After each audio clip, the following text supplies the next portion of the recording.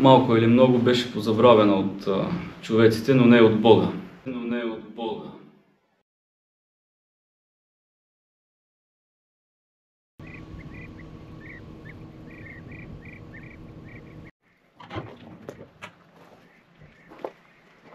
Здравейте, приятели, и добре дошли в днешното видео. Аз съм Стефани Карлова. Отново с Стефани с бебето сме тръгнали на разходка до едно невероятно място с много дълга и интересна история, която следва да чуете. Това е Градешкият манастир Свети Йоан Предтеча. Приятно гледане! Архимандрит Спиридон съм, игумен на Градешката света обител, вече 6-та година. Така се трудиме да обновиме тази света обител, която в годините назад малко или много беше позабравена от човеците, но не от Бога, според мене. Манастира започва своето съществуване в 11 век, като неговото местонахождение не е било на това място.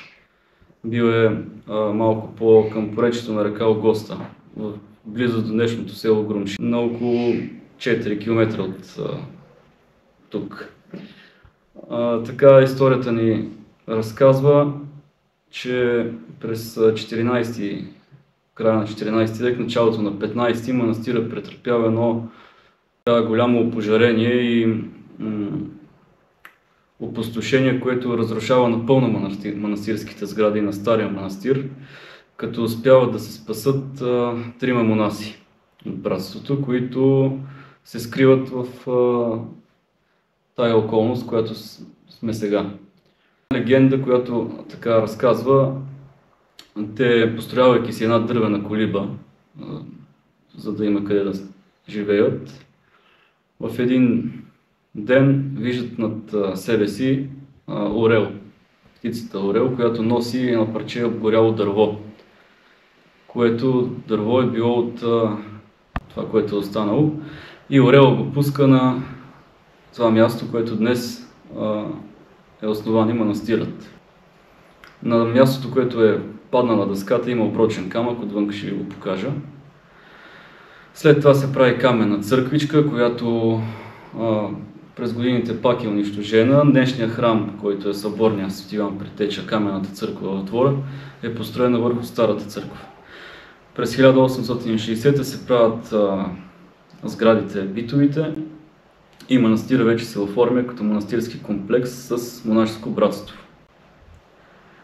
Така продължава до 1960 година, близо е имало монаси така активно духовен живот. След това, по време вече на комунизма, манастира претърпява много трудности и изпитания. Монасите са прогонени, не са допускани в манастира си. Манастирът е бил превърнат в мандра, в козарник, в почивни станции на различни институции. Близо 30 години, манастира и повече даже, не е функционирал като духовно място, както е предназначението. В 2018 година приключи договорът, който беше подписан за мен неоснователно от Врачанска митрополия по времето на дядо Калиник, Бог да го прости, вече не е сред живите. Приключвайки договора, бях назначен за игумен на манастира. След идването ми заварих манастира в не много добро състояние,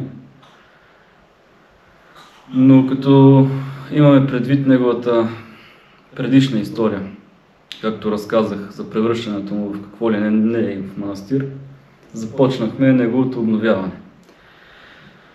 6-та година, пак се повтарям, става вече откакто обновяваме манастира. Сам съм в святата обител, други братя няма. Доброволци, мои приятели, близки и дарители, така сме се наели да обоградим местото. Намираме се в параклиса Зимния, Свети Йоан Рилски, който обновихме напълно през тая година. Параклиса беше превърнат на един склад, който беше затрупан с какви ли ненужни вещи. Успяхме да обновим така пода. Сега предстои изписването и изографията на Параклиса, обзавеждането му с така църковна утвар и меблировка, която е практична в богослужението, като изработката на подобни стасиди още трябва да се направят. Реставрация лека на иконостаса, който не е в лошо състояние, само консервация. И за да му се предаде един благолепен вид, който всеки един дом Божий би трябвало да има. Камъните на храма Свети Йоан Предтеча, съборния храм, са взети в тази местност, която е над манастира Калето, в която е имала римска крепост. Вече само основите стоят, дори основите са разбити от иманяри. Камъните са свалени отгоре и така е построена църквата с този материал, който е бил в римските крепости.